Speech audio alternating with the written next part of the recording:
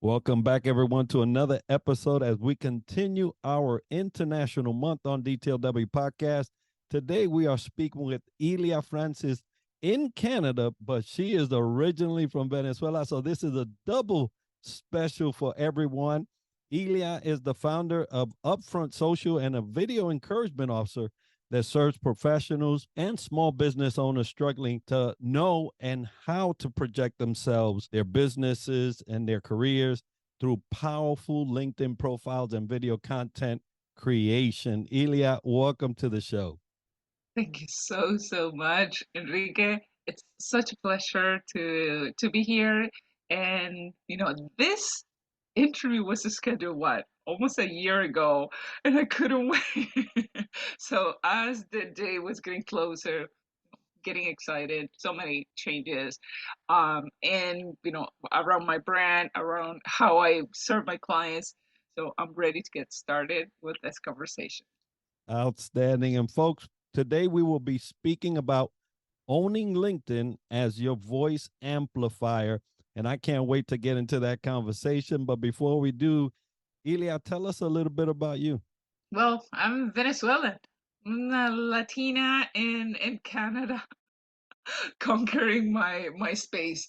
So, I am an industrial engineer, and something that people might not know about it is that I still work as an engineer.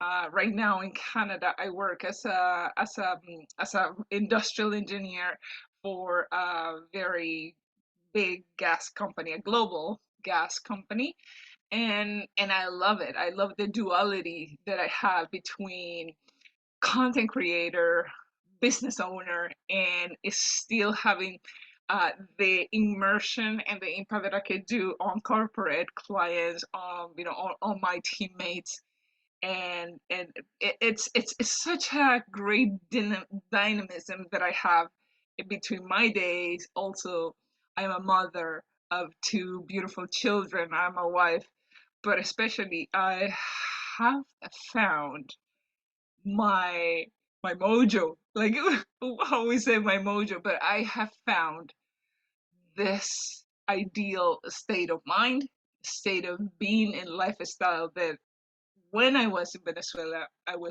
searching for. I was searching for purpose. I was searching for something else. I knew that there was more of me to be and to give than I was doing as an oil and gas engineer. Anyway, this is a little bit about me, and I've been in social media, but especially as a business owner since 2017, when I found my first company, which was called um, Our Little Venice, which translate Venezuela, our little Venezuela. We don't know, people don't know much about, the Venezuelan origin or the name, but that was it. And it was also women in business coaching with a business partner that I had, and she's still my best friend.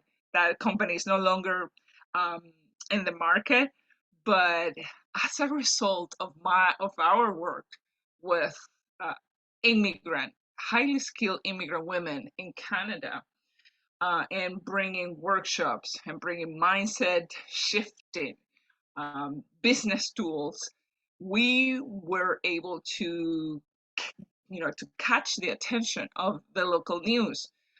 There's a news station, there's a big broadcasting company called CBC.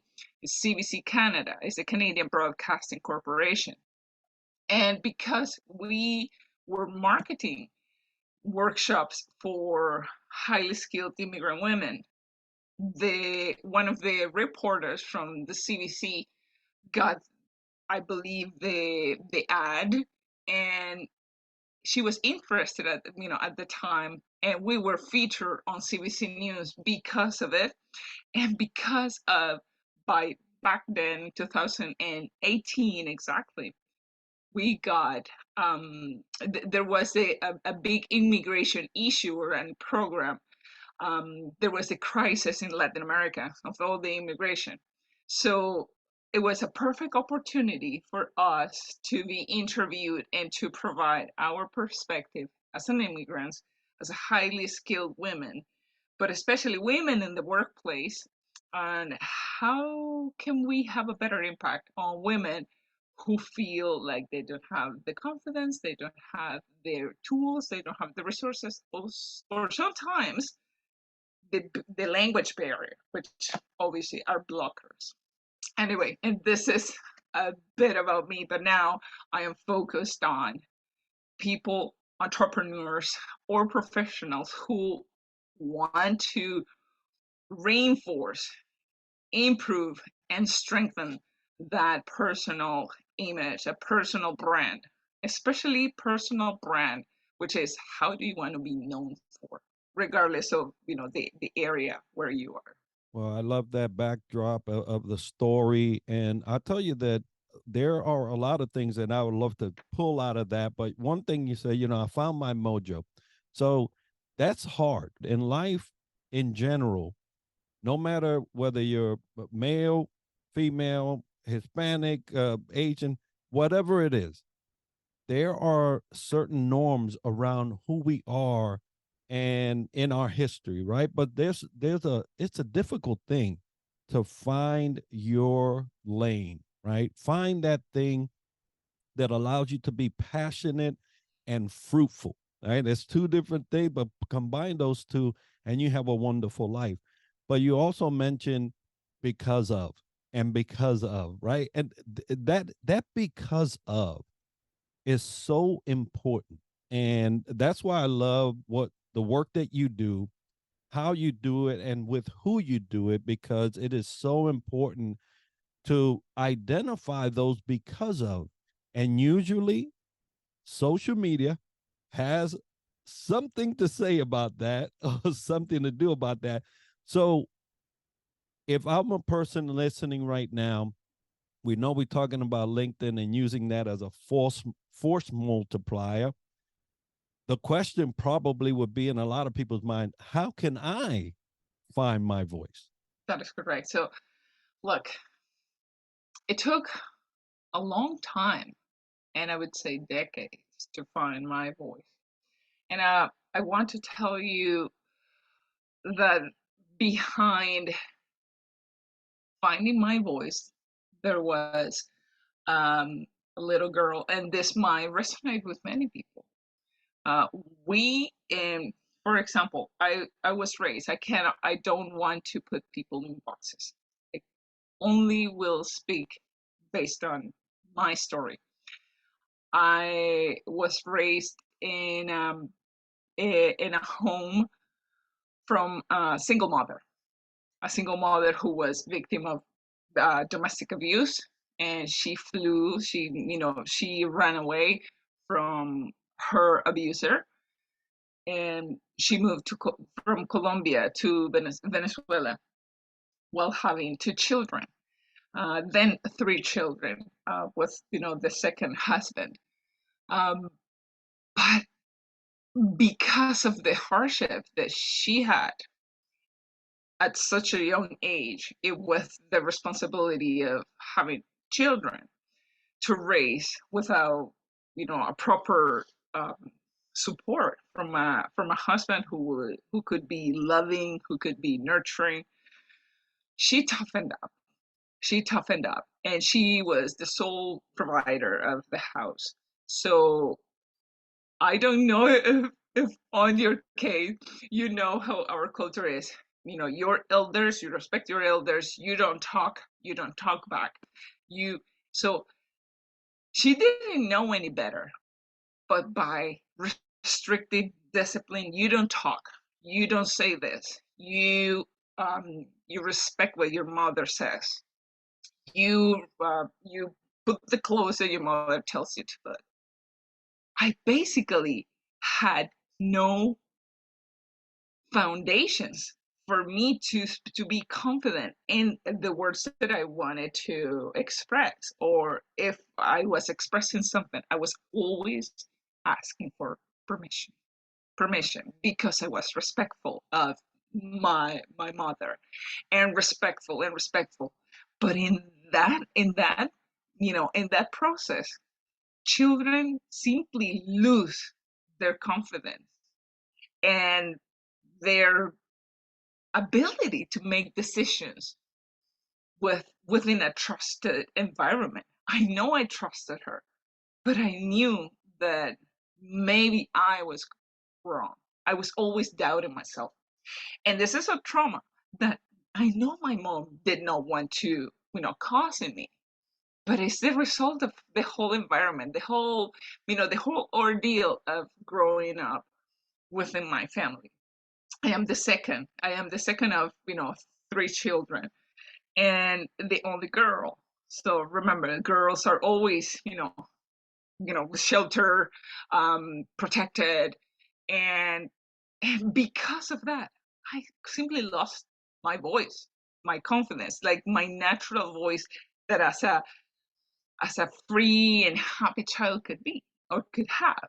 So in elementary school, in high school, I was always, a top achiever because I always wanted to please my mom, to make sure that I was, being a good student, a good daughter, and I was very smart. But in terms of confidence, I had zero. I always thought that everybody else was better than me, but was better than me. So my self-esteem was in a very low position. And until I moved out, until I got married and I moved to Canada, I realized that I was on my own. My mother was no longer there. And look at how strong the influence our parents had in children. And this is for all of you who might be listening. And I don't know, Enrique, if you had something similar. I would love to know whether, your situation was different, because we have always been influenced by our parent in some sort. So bringing this completely silent voice, I had, then I formed the family. I came to a completely different job market, a different job culture. I had to transition. And I was lucky enough. I am not the typical immigrant story.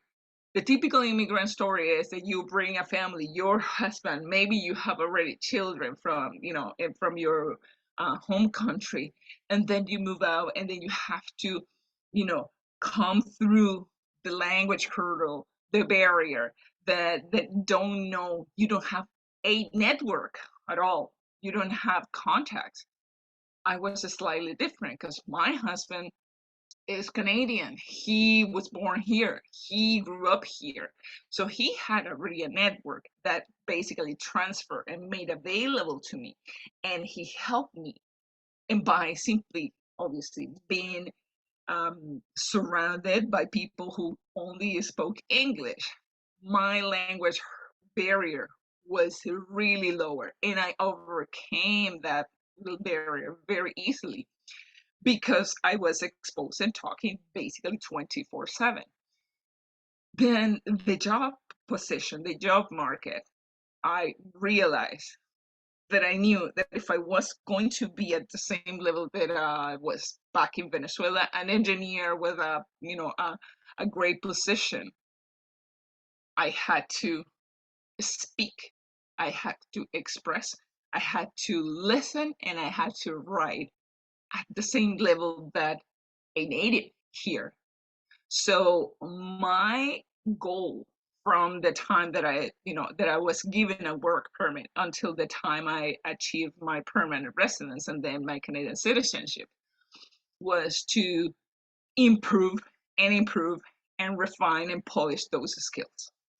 And this is something that unfortunately immigrant families or immigrant professionals sometimes do not put a lot of effort. And I am not saying that it's because of their responsibility, it's because of certain conditions. Obviously their families speak a different language, then they are not accepted. It's hard for them to transition from no job or no foreign experience. And foreign, I would say, if you live in the United States, you don't have the American experience. Or if you live in Canada, it's even harder because employers ask you for Canadian experience. But how am I going to have a Canadian experience if no one gives me the opportunity? And this is only by how you sell yourself. When I realized this, and I knew my traumas, and I would say traumas, quote unquote, because in reality, were the way I was raised. So I realized I needed to protect my voice. So because of my husband's network, I started, in a position at a software company that I had never worked in tech before. I felt like a fish out of the water. But if I knew that if I wanted to give some sort of impact in that position at that organization, I needed to express my knowledge, express how I spoke, know how to sell. And I didn't know. I didn't know how to sell myself. And when I said sell myself, my ideas, my concepts, the knowledge, my reasons. And I was always shut off in meetings, in corporate meetings or in team meetings, because men many times had, a stronger point of view. And I saw it also, not just in me, the immigrant woman, but also in those Canadian women that were a little more shy, that were a little um, hesitant to bring their points across. And I see what is the difference between, being heard or being ignored. And it's your ability to be one, assertive, second, to claim the space. And I started, bringing my voice, projecting my voice, even if I was not right. I needed to practice. I needed to feel embarrassed because when you start talking, you have all attention to you and you have very little time to get it across. And if you are not assertive, then you're not being considered as, well, you don't have a valid point. Let's move on to the next. So it was important. And I failed and I failed and I made mistakes. I might even mispronounce words, but I knew that I had to get there, that I had to do it in order for me to, okay, one step and then 1% better and then 1%. And I love that experience. Now, you mentioned something in terms of it's not only finding that you do have a voice, but once you realize that you have to refine it, you have to capitalize on the external things that you can use to make sure that your voice is impactful. Because one thing is to have a voice, and you said it right. What's ignoring or what's being actually heard? The difference is the level of impact. Now, there's a lot of wise men and women that will, without words, have an impact, and that's powerful. But before you get there, you have to actually speak, and you have to be accustomed of garnering the attention of the room. But one thing is being able to use your voice, find it and use it. There's another thing to stand in front of a camera, and you get this a lot because you work with a lot of people. The camera is like this one thing that people are so afraid of. I don't understand it because I'm looking at one right now. It's about this big, right? But there's a lot of people that are camera shy. So you have to have a level of mindset in order to get in front of a camera and use that voice that you just found to make it effective in social media. So what kind of mindset do I have to be in to get there? Well, the first one is marrying, the concept that you're going to see yourself, look at yourself, and hear yourself. I, you know, I, I'm honest. When I started, I started creating content by having a podcast that is still out there. You can even search for it. It's called Hustle and Heels. And you can see the difference. You can notice the difference right away in between today, how I express myself on camera, offline, and how I did it back then. And I felt like every time I came to the point of speaking on the microphone, on Zoom, with my best friend, I was even shy. I was self conscious. I was having a conversation. The inner critic was pounding in my head. So I could not think clearly. I would trip over my words because I was all the time evaluating how I was sounding, whether I had a concise and clear point as I was talking, because we were simply talking about a specific topic very organically. We didn't have any scripts. There are people who have podcasts, they have the scripts. We did not have. It was a conversation between my friend and myself, and I could not think. But the worst part was coming when there was the time for editing. When I heard my voice, I would hear, cat claws and a chalkboard. It would be, it was terrible. And I said, well, this is myself. How am I not accepting the way I sound, the way I look? Just because there is something different or there's an image different than I see from what I ideally have in my mind.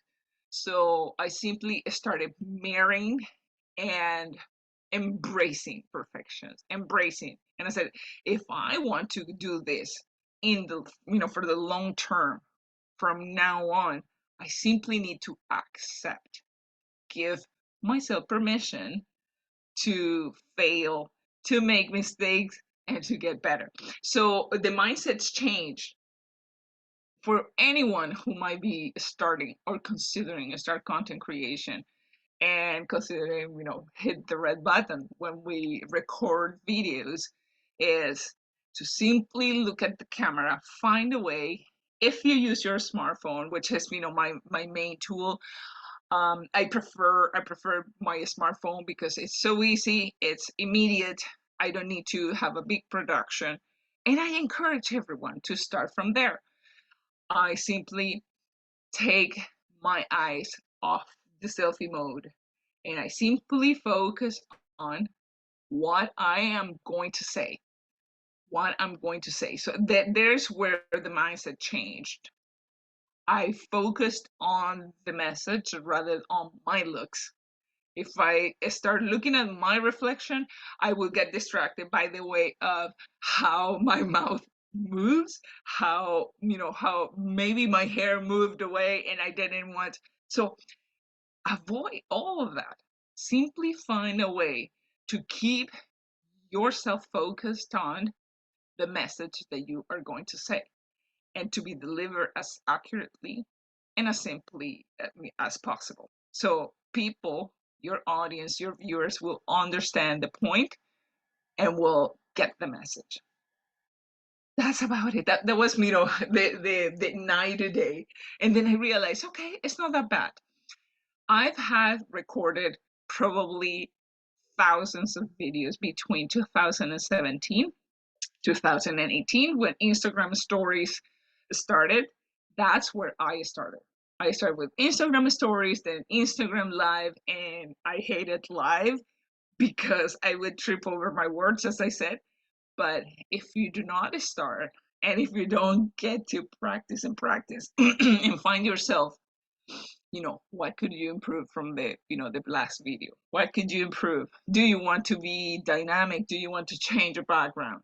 Do you want to change the way you speak because you spoke too fast and now you want to pace yourself so you can be understood, so you can deliver concisely what you wanted to say? that cannot come in a shortcut unless you have, a very sharp and focus and determination. But it will never happen if you don't do it over and over and over again. Great Bruce Lee said, don't fear failure. Not failure, but low aim is the crime.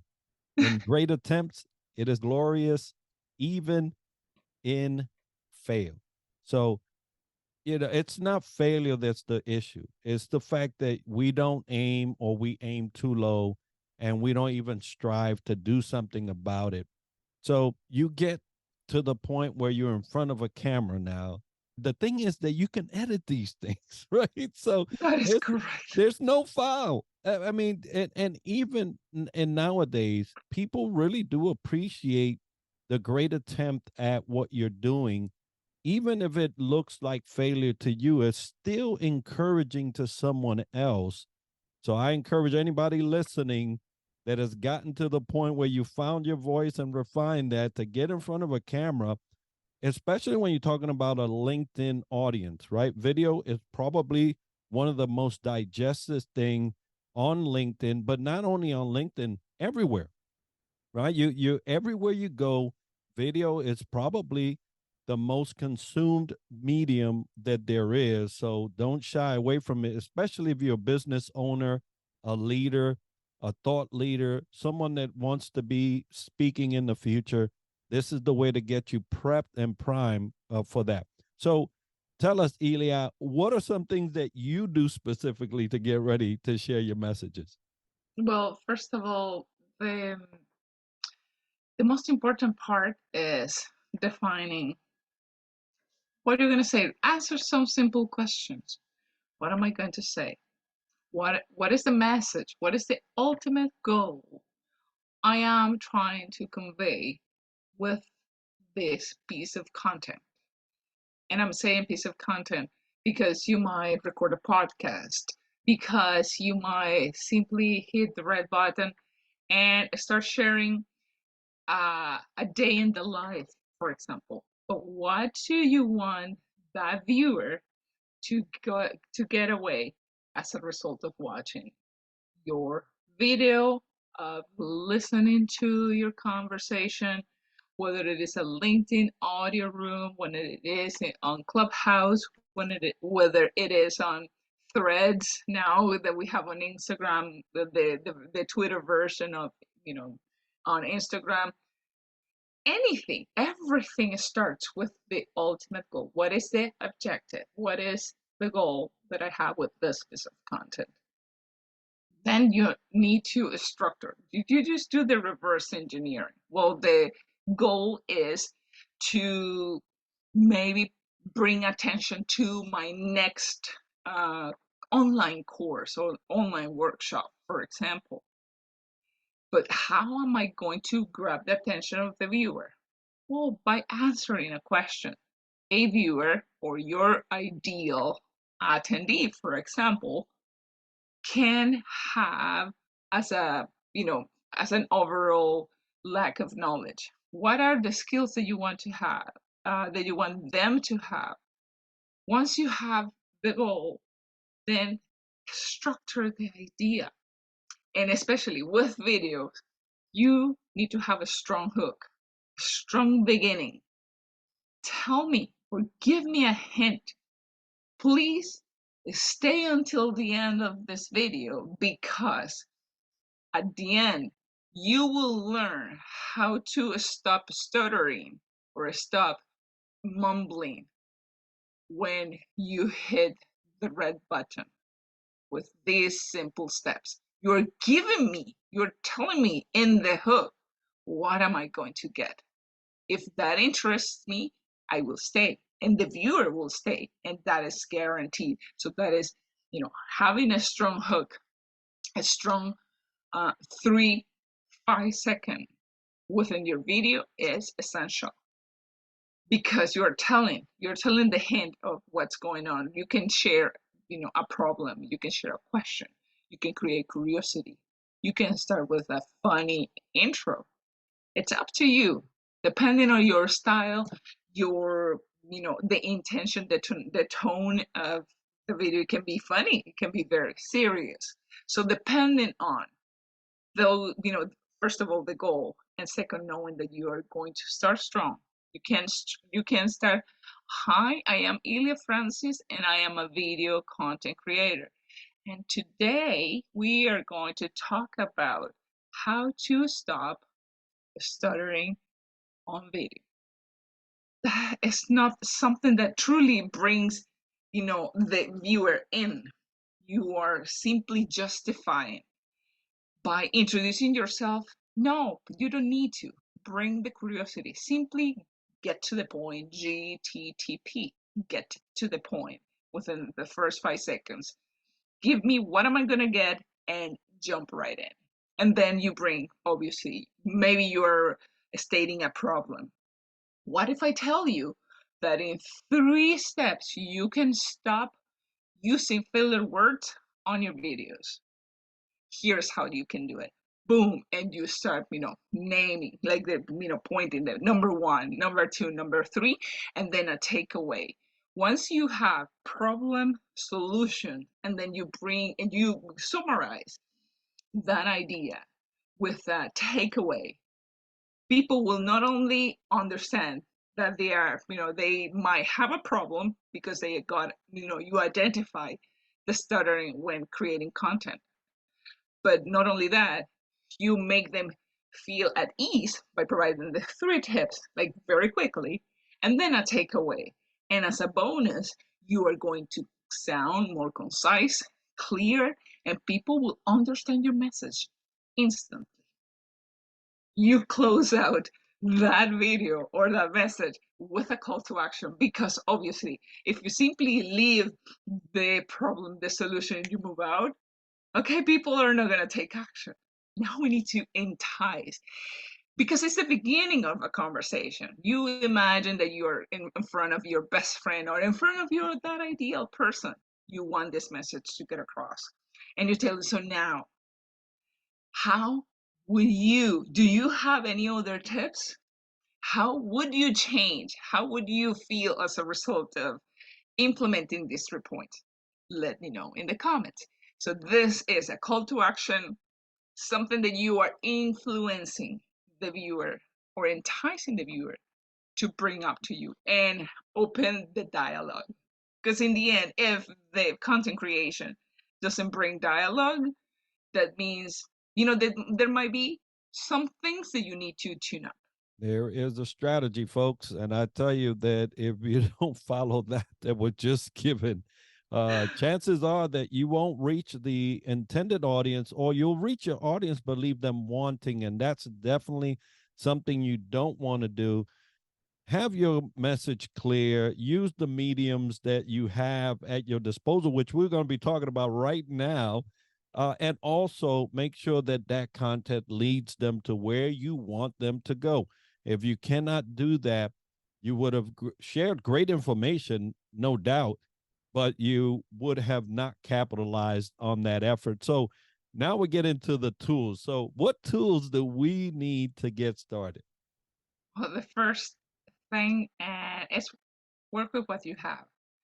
Don't you think that you need to buy a professional camera, that you need to buy a whole studio set, because that is how you would produce a quality video.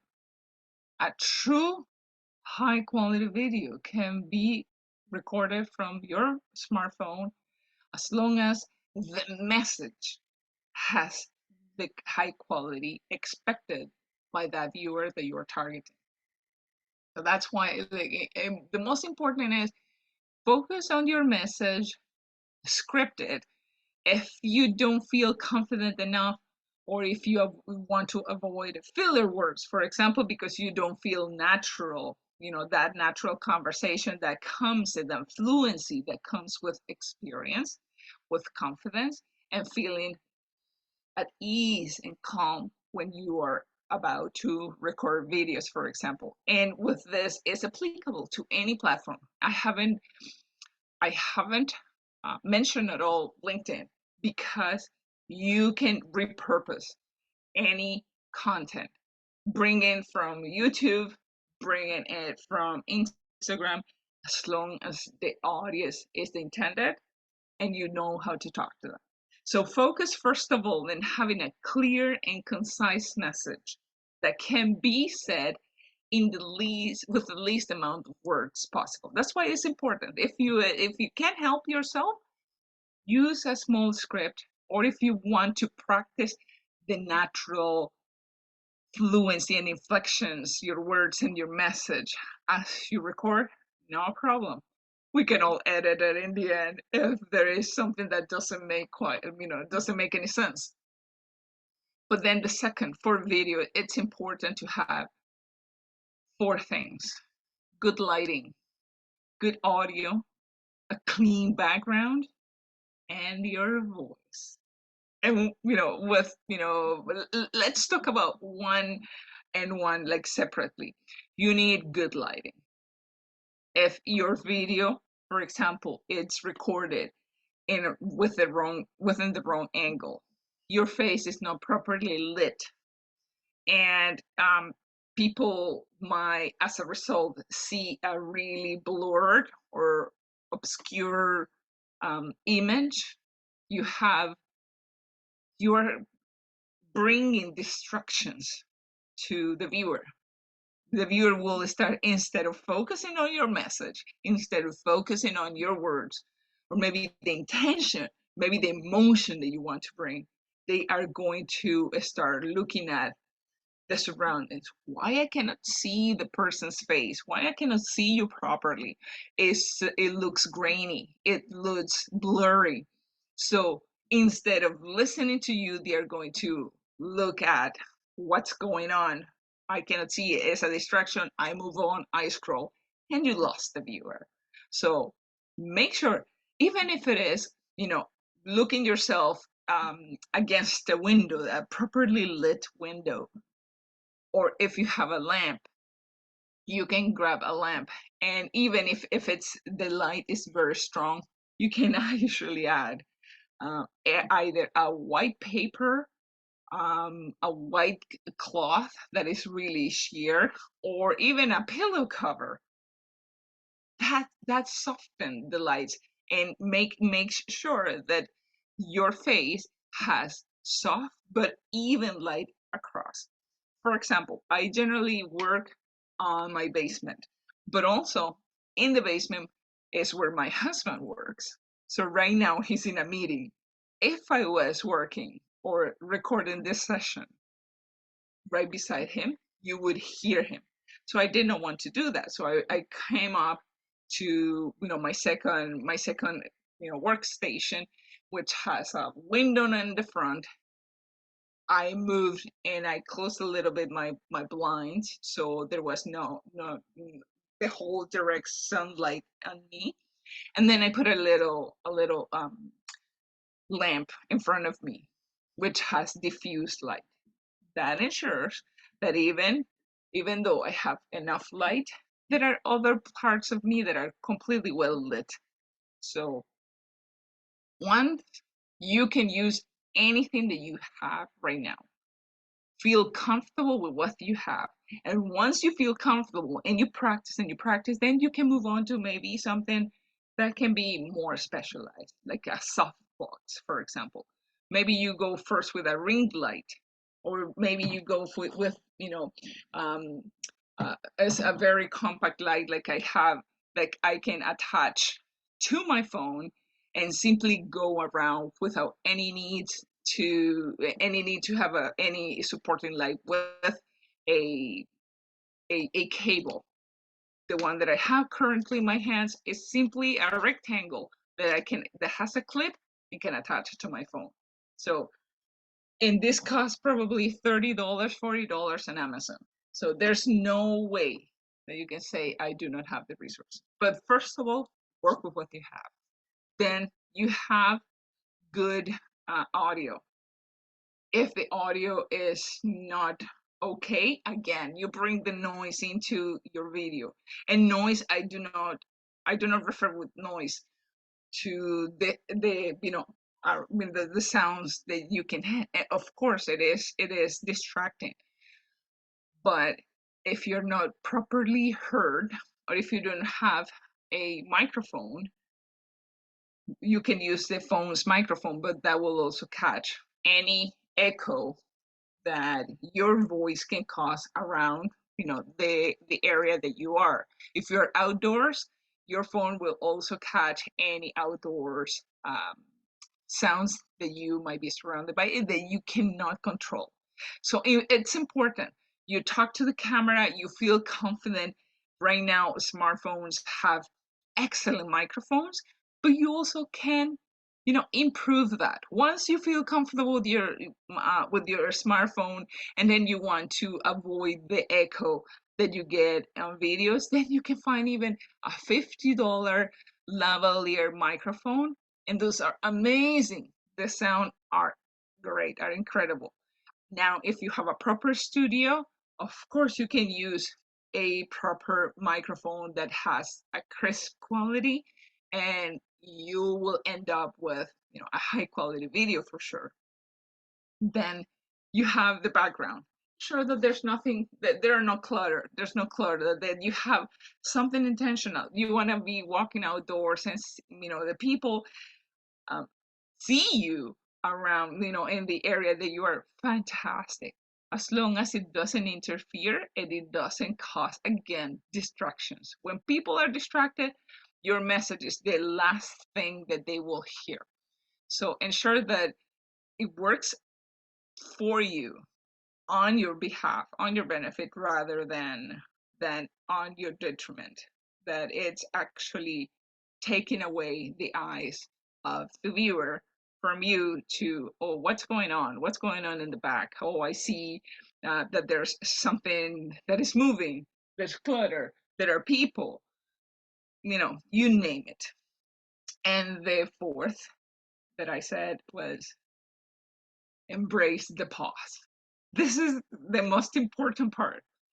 If you can't control the first three, embrace the pause and take control of the conversation, of your language. People think that because I hit the red button, and I did it, and I'm saying not just because I am a video coach, it's because I went through this ordeal. When I was hitting record, I knew that, okay, am I against time? And I would go and talk as fast as possible, because I thought that talking fast was the ideal way for people to pay attention to me, and I was completely wrong. I was not paying attention on how well I pronounce my words, how, the effort, the intentions, the inflections, so you understood exactly what I was trying to say. Like, for example, I did that. I just did that. You can put the intentions in words by simply taking a deep breath and slow down your conversation. When it's clear, obviously your editing process reduces, because you have less filler words, you calm your mind, and you tell yourself, it's okay. We're doing this, with a nice pause. We are bringing it slowly, but we are taking our time to have the same speed as we're thinking, align with how we are producing, our obvious conversation, the dialogue, whatever it is. That is the most important. And folks, we usually have about $1,000 in our hand when we have our phone. So I don't understand what the hesitation is. You don't have to go out and break the bank. You already did when you got your phone. So use that. Most of the video quality there is 4K and above sometimes. And yes, the mics, hey, get a simple plug-in lavalier, very inexpensive, but it focuses your voice. And yes, use the outside. Go outside. It's wonderful outside. It kind of hits two things. You get your vitamin D, and you get a video taken with good, great lighting around you. So wonderful, wonderful tools to exploit that you already have. So, Ilia, what's the biggest obstacle you feel that is hindering people from allowing their voices to be heard? Oh, this is hard, but it is themselves. It is themselves, and there are two things that stop people from creating videos, and it is first of all not creating before consuming social media, consuming content. I used to feel absolutely insecure from posting on LinkedIn because I would instead of sitting down planning my posts or the conversation, because I generally don't call them don't call post as such. I call them conversation starters because that is what it is. That is my main intention. I want people or those who stop by and read my post and watch my video to talk to me. I want to receive that feedback, but I can't if I don't get myself out there, of course. So, what I would do before, and I said before 3 years ago, 2 years ago, was to see like what's going on my feed. I would go and start scrolling and start scrolling. I would start reading. Wow, a great video came to on my feed, and then I would be conscious of the quality, of my own content. I would say, well, my content is not as good as this. This is top notch. This is done in a studio. It seems like there's a whole team behind this person. Maybe the person is simply a solopreneur and is doing it amazingly. So then I would start judging myself. And as soon as your inner critic starts talking to you, you're paralyzed. The analysis paralysis, the inner critic that this is not enough. This recording is not good enough for LinkedIn. This is maybe for a story, or this is maybe for a place where no one will see it. And you get stopped and a stop and a stop. So I changed, like my approach changed. And that's when I simply started sharing videos and realizing if I don't get myself out there, if people don't know how I talk, if people don't know my accent, do not recognize my accent, then how am I going to be heard, recognized, and be remembered by? So I said, I stopped scrolling, I stopped watching any social media before creating my content. Then I would edit, then I would do, my whole process. Then I would create my post, my writing, what I was, because I generally do it organically. This is the thought of the day, this is my intention, this is my content bucket that I want to hit today. And then once it's posted, then I start, consuming social media. But I'm done. My job is done. I get it done first, and then I consume. Because otherwise, it will never happen. It will never happen. And that is, as I said, these two things is your inner critic and social media. That's it. Yes, and I totally agree with those two. And thankfully, you got past that and are doing great things out there. Thank you so much for sharing not only the last, 5 things that we covered here for this episode, but I wanted to ask you, what do you have coming up, and how can people get a hold of you if they wanted to connect to either for information or get to work with you? Yes. So well, the past 6 months, there are many things changing and shifting. It is so wonderful. I feel thankful because the power of all the work that I've been done for the past years have now bringing even more fruits. I have decreased my exposure, my presence in social media, and instead I've been focusing on the business and focusing on the clients that I have, which is fantastic. and I've had more referrals now than I used to have before. So it's this is the beauty. Once you get and you plant the seed, then the fruits start to come. But it doesn't happen if you don't do it consistently over time. So right now, I'm first of all shifting my platform. I'm revamping my website as well, but also I'm bringing a video series that have a specific purpose, and it is to bring this online course that I'm finishing up, that I'm super excited about.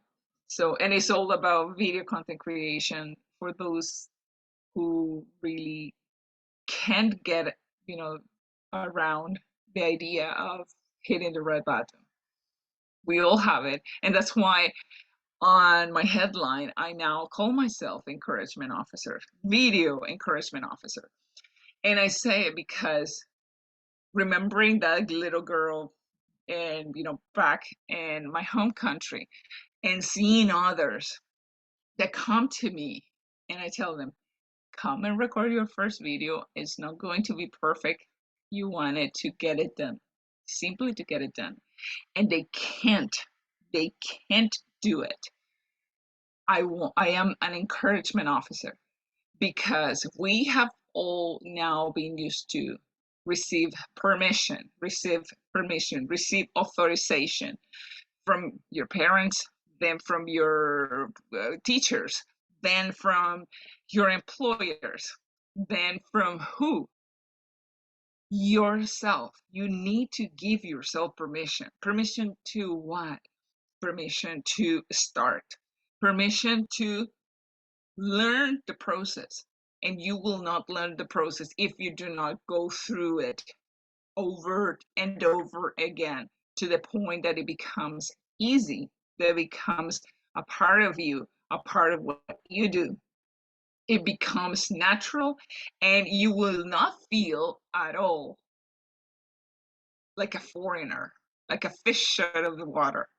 It will be a part of what simply you do, regardless of the outcome, regardless of what's going on. If you made a mistake, well, that's fine. Next time, you will be mindful and you'll try to get better. Being 1% better doesn't mean that you're going to have a million followers in 2 months. And it's the same as when you build a muscle. What you're doing by practicing consistently is building a muscle. So build a muscle, because we don't get to be like Arnold Schwarzenegger in his best years in 2 months. It takes a year. And give yourself, as I said, I encourage you to give yourself the time to learn, to practice, and to improve. I'm not even talking about mastering, because mastering is, quite advanced, and sometimes you might see it impossible to achieve. So give yourself the permission, and I encourage you to hit the button, post it, do something that is really scary. What is the worst thing that can happen? That people might like it or might simply scroll away. And this is simply data. Don't take it personal. Don't take it with an emotion. And don't take it like, I'm not good at this because I tried 3 times and no one hit like. My first post on LinkedIn only had 1 like, and it was from my boss at that moment, because it was a post from the company. So it is the same. Don't do it for the likes. Do it for the people that you are aiming to help, to benefit, to improve. That will help you get there and get 1% better, 1% better. And believe me, folks, people are watching, whether it's now or 5 years from now. Once it becomes a digital asset, it's there and it resides, right? You mentioned the benefits of having all those years behind you, and they're bearing fruit now. And so you never know when it's going to be watched or liked ever. Sometimes you might not get that. So, folks, Ilia is on various social platforms, and I'll make sure to put all those links as part of the video and show notes so you can get a hold of her and the work that she is doing.